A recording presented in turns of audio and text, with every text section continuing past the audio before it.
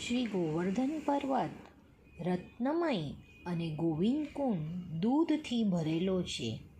એ વિશેનો પ્રસંગ આજે હું તમને બાળકો કહીશ. એક વૈષ્ણવ હતો.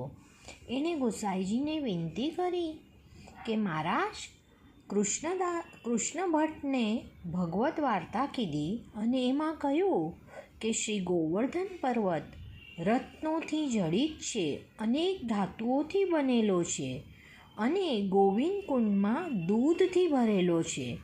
તો પણ મને તો આવા દર્શન થતા નથી. ત્યારે ગોસાઈજીએ એને રાજભોગની આરતી કરી અને એ વૈષ્ણવને લઈ આપશ્રી ગોવર્ધન પર્વતથી નીચે ઉતર્યા અને ગોવિંદકુંડ પાસે પધારી આપશ્રીએ એને આજ્ઞા કરી કે તું જરા દેખ તો સહી.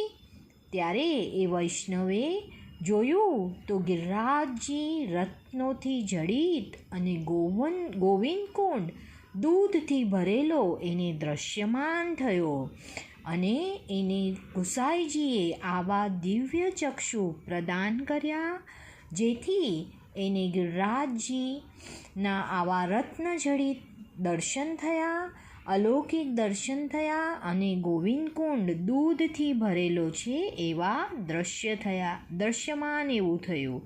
બોલો શ્રી ગોસાઈજી પરમ દયાલ કી જય.